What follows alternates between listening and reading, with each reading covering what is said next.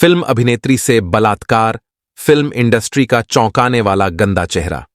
Malayalam film industry में होने वाले यौन शोषण को लेकर केरल सरकार ने 7 साल पहले हेमा कमेटी गठित की थी।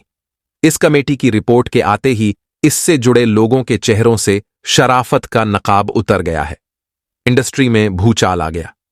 इस तरह फिल्मी दुनिया का गंदा चेहरा सामने आया, जो न सिर्फ चौंकाने वाला था, बल्कि मानवता को भी शर्मसार कर देने वाला निकला। केरल में मलयालम सिनेमा की एक चर्चित अभिनेत्री भावना मेनन के लिए 17 फरवरी 2017 की रात एक बुरे सपने की तरह थी। वह एक पुरस्कार विजेता अभिनेत्री है, जिसने मलयालम, कन्नड़, तमिल और तेलुगु में 90 से अधिक फिल्मों में काम किया है। लेकिन उस रात कोच्चि में वह जिनसे भी मिली, उनसे वह दोबारा मिलने की कल्पना से ही सिहर जाती है। कारण उसके साथ जो कुछ हुआ था वह एक सुनियोजित था। वह कोच्चि से त्रिशूर स्थित अपने घर जाने की तैयारी कर रही थी। शाम घिर आई थी और उसे करीब 90 किलोमीटर की दूरी कार से तय करनी थी। एक गाने की रिकॉर्डिंग का काम पूरा हो चुका था। इसके बाद उसे वापस अपने घर लौटना था। शाम के करीब 7 बजे उसके ड्राइवर मार्टिन ने जैसे ही तैयार हो जाने के लिए कहा, वह फटाफट अपने छोटे से बैग में जरूरी सामान, पर्स, मोबाइल चार्जर आदि को चेक करने लगी। अपना पर्सनल वैनिटी बॉक्स भी चेक किया। कुछ समय में ही वह अपनी गाड़ी में कोच्चि जाने के लिए बैठ चुकी थी। उसके ड्राइवर ने एक नजर अपने सामने लगे शीशे में देखा और पूछा, मैडम रेडी? चलूं? यस ओके, चलो।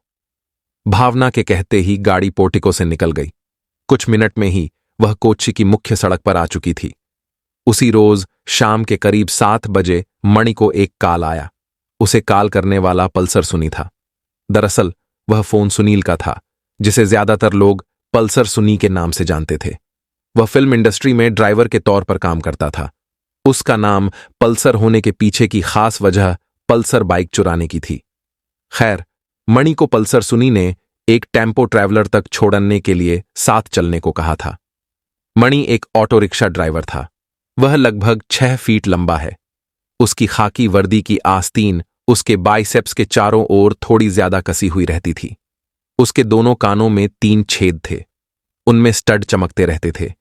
उसके गले में एक चांदी की चेन लटकी रहती थी। वह मुंडू, धोती पहनता है और जरूरत के मुताबिक उसे ऊपर की ओर मोड़ लेता था। उसे 2014 के आसपास मलयालम फिल्म उद्योग में निर्माताओं और अभिनेताओं के लिए ड्राइवर के रूप में रोजगार मिल गया था। वहां काम करते हुए उसके कई दोस्त बन गए थे, जिनमें ड्राइवर, कलाकार और फिल्म उद्योग में काम करने वाले अन्य लोग भी थे। उसका उनके साथ उठना बैठना, यात्राएं करना और रात में शराब पीना होता रहता था। वह एक बेहतर जीवन जीना चाहता था, जल्दी अमीर बनना चाहता था। मणि किसी की मदद नहीं करता था, जबकि दूसरों की मदद पाने के लिए हमेशा आतुर बना रहता था। उस रोज जब पल्सर सुनी का फोन आया, तब उसने हामी इसलिए भर दी थी क्योंकि वह सुनी की अच्छी जान पहचान के बारे में जानता था। सुनी का कॉल आने के बाद मणि अपने घर से करीब 20 मिनट की दूरी पर अंगमाली में एडलक्स कन्वेंशन सेंटर पहुंच गया था। पल्सर सुनी वहीं अपने एक अन्य दोस्त के साथ उसका इंतजार कर रहा था। उसने लगभग 90 किलोमीटर दूर मार्टिन एंटनी को मैसेज किया था। इससे पहले उसने उसे कॉल की थी, जो उसने रिसीव नहीं की थी। मार्टिन भी फिल्म उद्योग में ड्राइवर था। रात 8:30 बजे तक फिल्म उद्योग से 2 और ड्राइवर पल्सर सुनी के पास आ गए थे। उसने मणि को बताया कि वे मार्टिन की कॉल आने का इंतजार कर रहे हैं। करीब 9 बजे पल्सर सुनी के फोन पर मार्टिन का मैसेज आया, जिसमें उसने बताया कि वह थोड़ी देर में पहुंच रहा है। यह जानकारी मिलते ही पल्सर सुनी के चेहरे पर चमक आ गई थी। जैसे ही पल्सर सुनी ने टेम्पो ट्रैवलर की स्टीयरिंग संभाली, मणि सहित उसके साथी उसमें चढ़ गए। सुनी ने तेजी से गाड़ी चलाई। कुछ ही मिनटों में उसने जानबूझकर मार्टिन की गाड़ी में टक्कर मार दी। मणि टेम्पो से बाहर निकला और ड्राइवर मार्टिन से माफी मांगने लगा, लेकिन मार्टिन ने मणि से कार में बैठी मैडम से बात करने के लिए कहा। तब तक पल्सर सुनी के साथ अन्य साथियों में से एक विजेश तुरंत कार की पीछे की सीट पर जा बैठा और उसने मणि को भी अंदर आने के लिए कहा। मणि ने जब अंदर देखा तो दंग रह गया। जिसे उसने हमेशा सिनेमा के पर्दे पर देखा था, वह उसकी नजरों के सामने बैठी थी। वह सिनेमा की एक प्रसिद्ध हीरोइन भावना मेनन थी। अनजान लोगों को अपनी गाड़ी में बैठते देख भावना ने उन्हें डांटते हुए कहा, क्या तुम जानते नहीं कि मैं कौन हूं? इस पर सभी हंस पड़े और कहा, बेशक, कौन तुम्हें नहीं जानता मैडम। मणि उसे देखकर हतप्रभ था। उसने मुस्कुराते हुए उससे बातें करनी चाही। वह आश्चर्य से भरा हुआ था। अभी वह कुछ बोल पाता कि मार्टिन ने गाड़ी चलानी शुरू कर दी। उस वक्त कार में भावना, मार्टिन, मणि और विजेश थे। भावना यह सब होता देख हैरान थी कि उसके साथ क्या कुछ हो रहा है। वह कुछ भी समझ नहीं पा रही थी। भावना साथ बैठे अनजान लोगों की हरकतों से परेशान हो गई थी। वह समझ नहीं पा रही थी कि उसके साथ क्या कुछ होने वाला है और उसे क्या करना चाहिए। कुछ मिनटों में ही भावना समझ गई थी कि वह वहशी मर्दों के जाल में फंस चुकी है। उसका अपहरण हो चुका है। आगे क्या होने वाला है उसे कुछ नहीं पता था, किंतु उसके बाद के 2 घंटे उसके लिए बहुत भयावह थे। वह सामूहिक बलात्कार का शिकार हो चुकी थी। इस दौरान उसके साथ मारपीट भी की गई। वहशियों से किसी तरह से उसने अपना बचाव किया और भागती हुई अभिनेता निर्देशक लाल के घर गई। लाल ने ही उस पर केस दर्ज करने का दबाव बनाया। उसके बाद पल्सर सुनी को बलात्कारी में से एक के रूप में पहचाना गया। पल्सर सुनी और 6 अन्य लोगों पर आरोप लगने के कुछ महीने बाद मलयालम अभिनेता दिलीप के इस हमले में संलिप्त होने की बात सामने आई। इसका खुलासा जांच के दौरान पल्सर सुनी द्वारा लिखे गए पत्र से हुआ, जिसके बाद जांच ने एक नया मोड़ ले लिया। जांच के दरमियान पुलिस यह नहीं समझ पा रही थी कि आखिर सामूहिक बलात्कार में अभिनेता दिलीप की क्या भूमिका हो सकती है। इस बाबत छानबीन करने के लिए पुलिस ने दिलीप को भी हिरासत में ले लिया। उन पर अभिनेत्री के साथ मारपीट के मामले में मास्टरमाइंड होने का आरोप लगाया गया। इस क्रम में पूछताछ होने पर पता चला कि ऐसा उसने अभिनेत्री भावना से बदला लेने के इरादे से किया था। उसने उसी भावना के साथ व्यक्तिगत दुश्मनी निकालने के लिए उसका अपहरण करवाने के लिए सुपारी दी थी। अभिनेता दिलीप ने बताया था कि उसकी शादी मलयालम अभिनेत्री मंजू वारियर के साथ 1998 में हुई थी। तब वह एक सफल अभिनेत्री थी। शादी के कुछ समय बाद अभिनय का बढ़ता करियर पिछड़ गया था, जबकि दिलीप की प्रसिद्धि दिन प्रतिदिन बढ़ती जा रही थी। मंजू को इसका मलाल था और फिल्मों में एक्टिंग की छटपटाहट बनी हुई थी। इस कारण मंजू ने 2015 में दिलीप से तलाक ले लिया था। उन दिनों भावना से दिलीप की दोस्ती हो गई थी। दोनों करीबी दोस्त बन गए थे।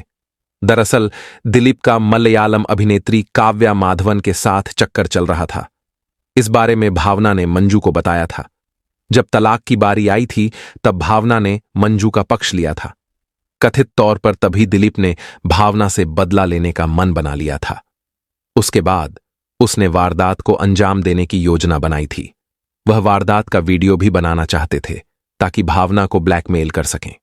दिलीप और काव्या माधवन ने 2016 में शादी कर ली। बाद में काव्या ने एक बच्ची को जन्म दिया। भावना के साथ हुई घटना ने तूल पकड़ लिया था। दिलीप पूछताछ के बाद 14 दिनों के लिए न्यायिक हिरासत में भेज दिया गया था। इस मामले में 48 वर्षीय अभिनेता और फिल्म निर्देशक नादिर शाह को भी हिरासत में लिया गया था। उससे 13 घंटे तक पूछताछ हुई थी। पुलिस ने दिलीप की पत्नी काव्या माधवन के व्यावसायिक परिसरों पर भी छापेमारी की थी। मलयालम एक्ट्रेस भावना मेनन ने यौन शोषण की घटना के 5 साल बाद 2021 में तब अपनी जुबान खोली थी जब चौतरफा मी टू का हंगामा खड़ा हो गया था। उसने मीडिया को खुलकर अपने साथ हुई घटना का जिक्र किया। उस दौरान हुए मारपीट और यौन शोषण मामले में बड़ा खुलासा किया। भावना ने कहा कि वह इस मामले में अब चुप नहीं रहने वाली है। वह दोषियों को सजा दिलवाने तक लड़ाई जारी रखेगी। उसने साउथ के ही मशहूर एक्टर दिलीप पर यौन शोषण के गंभीर आरोप लगाए थे। साल 2021 में ही एक यूट्यूब चैनल को दिए इंटरव्यू में भावना ने कहा था कि मैं अपना सम्मान वापस पाने के लिए लड़ूंगी। उस समय मैंने किसी तरह से अपनी जान बचाई थी। मामले में केरल पुलिस ने 10 में से 7 आरोपियों को गिरफ्तार किया था, जिन्हें बाद में रिहा कर दिया गया था। यहां तक कि साजिश रचने के आरोपी अभिनेता दिलीप को भी जमानत मिल गई थी। न्यायमूर्ति हेमा कमेटी की रिपोर्ट का खुलासा होते ही मलयालम सिनेमा की हाई प्रोफाइल हस्तियों की गिरफ्तारियां भी शुरू हो गईं। इस खुलासे में विभिन्न निर्देशकों और अभिनेताओं पर यौन उत्पीड़न के आरोप लगे हैं। उनमें एक नाम केरल के चर्चित अभिनेता और राजनेता मुकेश का भी है। वह मलयालम फिल्मों के न केवल जाने माने अभिनेता हैं, बल्कि सत्तारूढ़ मार्क्सवादी कम्युनिस्ट पार्टी माकपा के विधायक भी हैं। मुकेश के खिलाफ बलात्कार का मामला दर्ज किया गया है। उन पर एक अभिनेत्री ने आरोप लगाया है कि उन्होंने कई साल पहले उसका यौन उत्पीड़न किया था, जिसके आधार पर ही केरल में कोच्चि शहर के मर्दू पुलिस थाने में 28 अगस्त 2024 की रात उनके खिलाफ भारतीय दंड संहिता की धारा 376 बलात्कार के तहत प्राथमिकी दर्ज की गई थी। इस बारे में पुलिस का यह भी कहना था कि यह मामला भारतीय दंड संहिता के तहत इसलिए दर्ज किया गया है क्योंकि यह अपराध नई भारतीय न्याय संहिता के लागू होने से पहले हुआ था। मलयालम फिल्म जगत की किसी हाई प्रोफाइल हस्ती के खिलाफ यह तीसरी प्राथमिकी थी। इससे पहले तिरुवनंतपुरम म्यूजियम पुलिस ने 8 साल पहले एक होटल में एक अभिनेत्री से बलात्कार करने के आरोप में अभिनेता सिद्दीकी के खिलाफ मामला दर्ज किया था। पहला मामला भारतीय दंड संहिता की धारा 354 महिला की गरिमा को ठेस पहुंचाने के इरादे से उस पर हमला करना या आपराधिक बल प्रयोग के तहत निर्देशक रंजीत के खिलाफ पश्चिम बंगाल की एक अभिनेत्री की शिकायत पर दर्ज किया गया था। यह शिकायत 2009 की एक घटना के संबंध में की गई है। अभिनेत्री ने आरोप लगाया है कि निर्देशक ने 2009 में फिल्म पालरी मणिक्यम में अभिनय के लिए आमंत्रित करने के बाद उसे अनुचित तरीके से छुआ था। इन आरोपों को लेकर रंजीत ने केरल चलचित्र अकादमी के अध्यक्ष पद से इस्तीफा दे दिया था। सिद्दीकी ने भी अपने खिलाफ लगे आरोपों के बाद Malayalam movie artist association (MMA) के महासचिव पद से इस्तीफा दे दिया था। ये गिरफ्तारियां केरल सरकार द्वारा जांच के लिए एक SIT टीम के गठन के बाद हुईं। इसके लिए मुख्यमंत्री पिनाराई विजयन ने 25 अगस्त को सीनियर पुलिस अधिकारियों की बैठक बुलाई थी। उसके बाद स्पर्जन कुमार के नेतृत्व में वरिष्ठ महिला पुलिस अधिकारियों की SIT गठित करने का फैसला लिया गया था। इस टीम में एस अजीता बेगम DIG, marine Joseph ASP crime branch मुख्यालय, जी पूर्ण कुजाली AIG तटीय पुलिस, ऐश्वर्या डोंकरे सहायक निदेशक केरल पुलिस अकादमी, अजीत V AIG कानून और व्यवस्था और S मधुसूदनन ASP क्राइम ब्रांच शामिल किए गए। वैसे तो हेमा रिपोर्ट में केरल फिल्म इंडस्ट्री की 15 बड़ी हस्तियों के नाम शामिल हैं, लेकिन 10 आरोपियों के नाम सामने आ चुके हैं। अभिनेता दिलीप भी उनमें से एक है। जयसूर्या, मनियानापिला राजू और एडावेला बाबू पर भी यौन उत्पीड़न के आरोप लगे हैं। एक्ट्रेस मीनू मुनीर ने इन लोगों पर गलत व्यवहार करने और कैलेंडर और नादकामे उल्लाखम की शूटिंग के दौरान एक होटल के कमरे में उनके साथ मारपीट करने का आरोप लगाया है। उन्होंने कहा कि जब ये सब बर्दाश्त से बाहर हो गया तो उन्हें मलयालम फिल्म इंडस्ट्री छोड़ने और चेन्नई में शिफ्ट होने के लिए मजबूर होना पड़ा। मलयालम फिल्म इंडस्ट्री के एक और बड़े नाम बाबू राज, जो मलयालम मूवी आर्टिस्ट एसोसिएशन के संयुक्त महासचिव हैं, पर भी यौन उत्पीड़न के आरोप लगे हैं। एक जूनियर आर्टिस्ट ने आरोप लगाया था कि बाबू राज ने एक फिल्म में रोल के लिए बातचीत करने के लिए उन्हें अपने घर बुलाकर उनके साथ अश्लील हरकत और मारपीट की थी। डायरेक्टर तुलसीदास पर 1991 में छनछट्टम की शूटिंग के दौरान एक्ट्रेस गीता विजयन के साथ गलत व्यवहार करने का भी आरोप है। विजयन ने आरोप लगाया कि बाबूराज ने अन्य महिलाओं के साथ भी दुर्व्यवहार किया है। मई 2017 में मलयालम सिनेमा के महिला कलाकारों और तकनीशियनों का एक समूह पीड़ितों के समर्थन में उतर आया था। इसके साथ ही बॉलीवुड में महिलाओं के साथ होने वाली लैंगिक असमानता, दुर्व्यवहार और अन्याय की आने वाली शिकायतों को लेकर woman in cinema collective WCC नाम की एक संस्था बनाई गई थी। यह आधिकारिक तौर पर 1 नवंबर 2017 को रजिस्टर की गई थी। उसी मई महीने में WCC के सदस्यों ने मुख्यमंत्री पिनाराई विजयन से मुलाकात कर साजिश की जांच और मामले में तुरंत कार्रवाई की मांग की थी। साथ ही उन्होंने मलयालम सिनेमा में महिलाओं के सामने आने वाली समस्याओं के समाधान के लिए मुख्यमंत्री को एक लिखित अपील भी सौंपी थी। इसी संस्था की अपील के आधार पर केरल सरकार ने सेवानिवृत्त न्यायमूर्ति के हेमा की अध्यक्षता में एक समिति गठित की थी, जिसमें वरिष्ठ अभिनेत्री शारदा और सेवानिवृत्त आईएएस अधिकारी के बी वलसाला कुमारी भी शामिल किया गया। हेमा समिति ने नवंबर 2017 से फिल्म उद्योग के मुद्दों का व्यापक अध्ययन किया और 31 दिसंबर 2019 को अपनी अंतिम रिपोर्ट प्रस्तुत की, लेकिन सरकार ने अज्ञात कारणों का हवाला देते हुए इसे जारी नहीं करने का फैसला किया था। कई आरटीआई सूचना के अधिकार दाखिल करने के बावजूद सरकार ने रिपोर्ट का खुलासा करने से इनकार कर दिया, जिससे उद्योग और जनता को जानकारी नहीं मिली। हालांकि जुलाई 2024 में राज्य सूचना आयोग एसआईसी ने 25 जुलाई तक रिपोर्ट जारी करने का आदेश दिया, जिसमें केवल आरटीआई अधिनियम के तहत प्रतिबंधित जानकारी को शामिल नहीं किया गया। केरल उच्च न्यायालय ने 13 अगस्त 2024 को एसआईसी के उस आदेश को बरकरार रखा, जिसमें राज्य सरकार को रिपोर्ट के एक बड़े हिस्से का खुलासा करने का निर्देश दिया गया था। मलयालम सिनेमा में यौन उत्पीड़न की जब जांच होने लगी, तब इसकी कई परतें उधड़ने लगीं। साथ ही कईयों की गिरफ्तारी भी हुई। इनकी चर्चा में भले ही 18 अगस्त को जारी की गई रिपोर्ट के बाद हुई हो, लेकिन मलयालम सिनेमा जगत यौन शोषण की कहानी बरसों पुरानी है। इस रिपोर्ट ने यह साबित कर दिया कि मलयालम सिनेमा उद्योग में फिल्म के बदले सेक्स का सौदा होता आया है। केरल के मलयालम फिल्म उद्योग में सालाना करीब 200 फिल्में बनती हैं। ओटीटी प्लेटफॉर्म के आने के बीच इसमें कई खामियों में सुधार किया जा रहा था, लेकिन हेमा रिपोर्ट से पूरा समाज मानो सदमे में आ गया और हीरोइनों से लेकर महिला कर्मियों की सुरक्षा पर भी कई सवाल उठने लगे। हेमा कमेटी की रिपोर्ट कुल 235 पन्ने की है, जो तब आई जब उसके कुछ दिन पहले ही राष्ट्रीय फिल्म पुरस्कार की घोषणा की गई। रिपोर्ट में कई तरह के गंभीर मामले सामने आए। सिनेमा उद्योग में यौन शोषण, अवैध प्रतिबंध, भेदभाव, नशीली दवाओं और शराब के दुरुपयोग, वेतन असमानता जैसे खतरनाक और गंभीर मामले उजागर हुए। रिपोर्ट में कहा गया है कि मलयालम सिनेमा कुछ पुरुष निर्माता, निर्देशक और अभिनेताओं के चंगुल में है।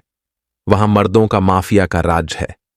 रिपोर्ट सार्वजनिक होते ही कई महिला कलाकार यौन उत्पीड़न के अपने दर्दनाक अनुभवों को साझा करने के लिए आगे आ गईं।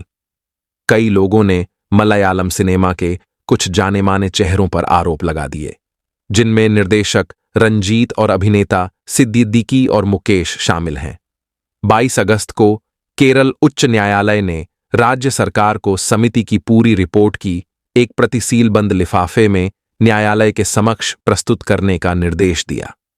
अगले दिन association of Malayalam movie artists MMA ने एक प्रेस कॉन्फ्रेंस में पूरे मसले पर प्रतिक्रिया दी।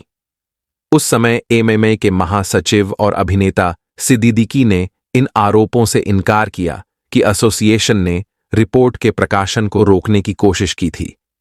सिद्दीकी पर एक युवा अभिनेत्री ने यौन उत्पीड़न के आरोप लगाए हैं। 25 अगस्त को हुए कई घटनाक्रमों से मामले ने और तूल पकड़ लिया। उसके बाद सिद्दीकी को एमएमए के महासचिव पद से इस्तीफा देना पड़ा। इसी दिन केरल राज्य चलचित्र अकादमी के अध्यक्ष रंजीत ने भी अपना इस्तीफा दे दिया। उन पर 2009 में हुई एक घटना के संबंध में बंगाली अभिनेत्री श्रीलेखा मित्रा ने अनुचित व्यवहार का आरोप लगाया था। इन इस्तीफों के बीच 25 अगस्त 2024 को ही विपक्ष और फिल्म उद्योग के दबाव में केरल सरकार ने एक विशेष जांच दल एसआईटी का गठन किया। 7 सदस्यों वाली इस समिति को भारतीय नागरिक सुरक्षा संहिता की धारा 173(1) के तहत प्रारंभिक जांच करने का काम सौंपा गया, जिसमें वरिष्ठ महिला पुलिस अधिकारियों को शामिल किया गया और फिर एक के बाद एक मामले दर्ज होते चले गए। 26 अगस्त को केरल में एर्नाकुलम उत्तर पुलिस ने एक अभिनेत्री द्वारा दर्ज कराई गई शिकायत के आधार पर अभिनेता रंजीत के खिलाफ गैर जमानती मामला दर्ज किया। अगले दिन अभिनेता मोहनलाल ने एमएमए के अध्यक्ष पद से इस्तीफा दे दिया। इसके साथ ही कार्यकारी समिति के सभी सदस्यों ने अपना संयुक्त इस्तीफा सौंप दिया। पुलिस कार्रवाई का सिलसिला यहीं नहीं थमा। 28 अगस्त को तिरुवनंतपुरम में पुलिस ने अभिनेता सिद्दीकी के खिलाफ एफआईआर दर्ज कर दी। एक अभिनेत्री ने सिद्दीकी पर 2016 में तिरुवनंतपुरम के एक होटल में कथित तौर पर दुष्कर्म करने का आरोप लगाया था।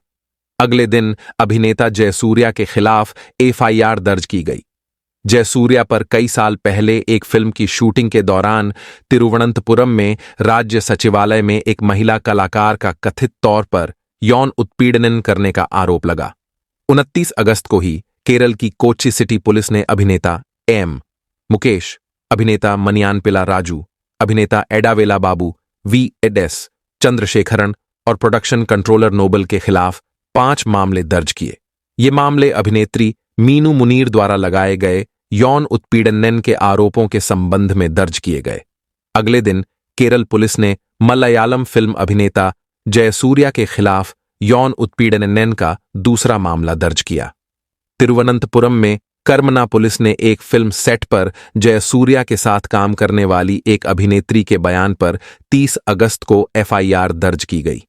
जयसूर्या पर एक महिला की गरिमा को ठेस पहुंचाने, यौन उत्पीड़न और महिला की गरिमा को ठेस पहुंचाने के इरादे से शब्दों, इशारों के कारनामे का इस्तेमाल करने जैसे आरोप लगे हैं।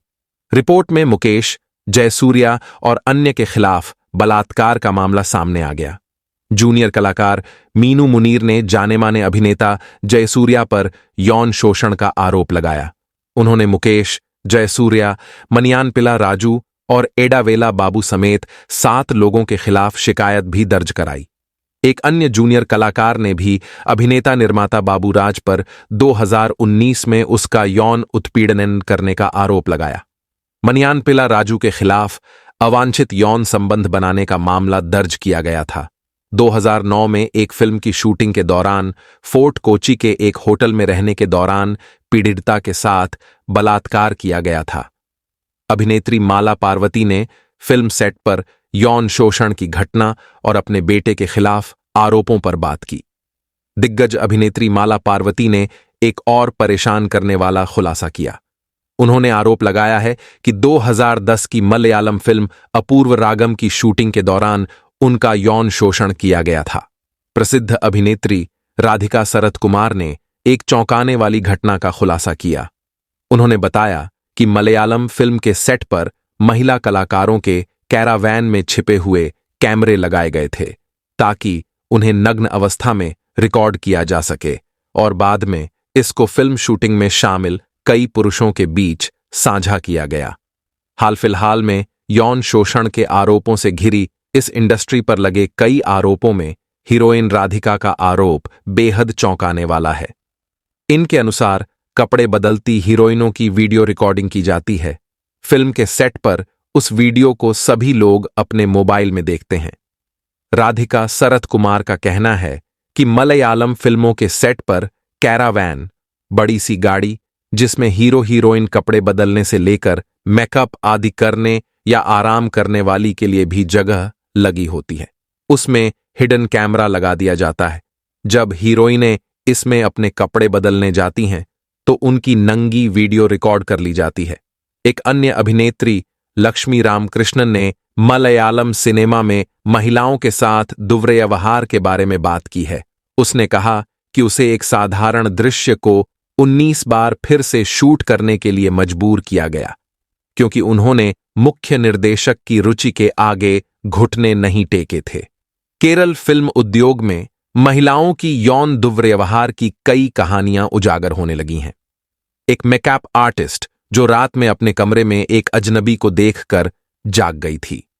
उनसे एक सहायक निर्देशक बोली कि यौन संबंधों के लिए संपर्क किया जाना आम बात है।